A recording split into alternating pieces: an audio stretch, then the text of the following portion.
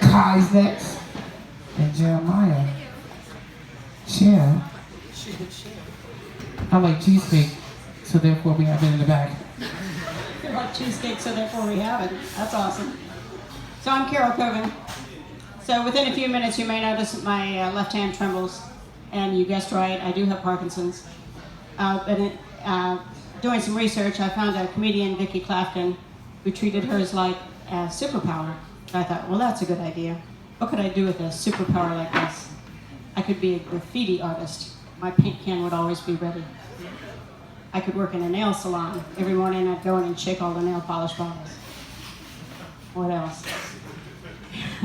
I could send my text to Google so they could improve their spell check. Or I could be a spy. They would never decode my Morse code. So last Sunday was Mother's Day. I got to thinking about it. My mother passed 15 years ago. But she left her mark on me. She was what I call quietly fierce. She only interfered if she thought there was something that I needed.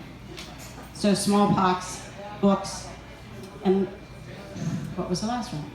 Smallpox, books, and I forgot, forgotten the last one. Usually I remember by their, I name my stories so I can remember them by their keywords. Smallpox, books, and I've forgotten the third one. All right, let's just tell those two stories to start with.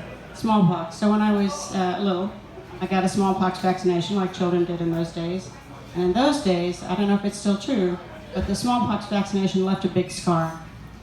So when my mother talked to the doctor, she said, I want you to put it on her thigh instead of her arm because she's going to be wearing sleeveless prom dresses some years from now and I don't want a big scar on her arm.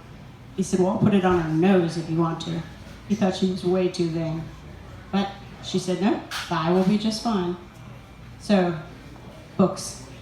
So when I was about 10, we had bookmobiles come to our neighborhood. Do they still have bookmobiles these days? No, you're shaking your head now.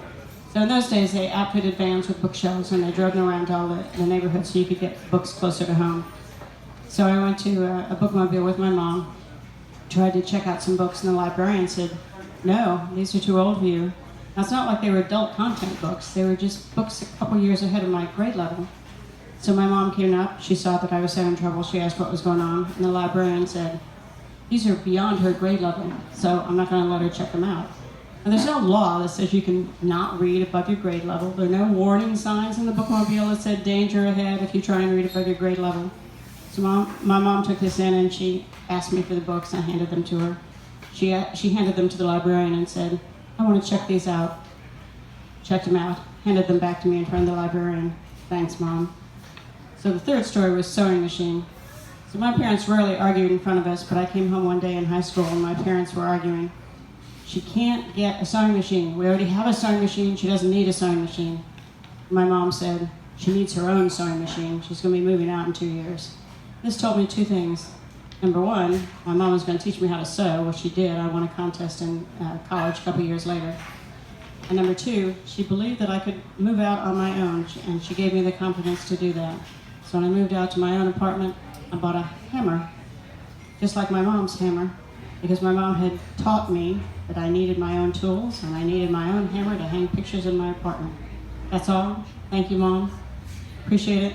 I'm Carol Coven. You can find me on YouTube. 65 videos there. You can find me on Facebook. Carol as in Christmas Carol, Coven as in C-O-V-I-N. Thank you very much.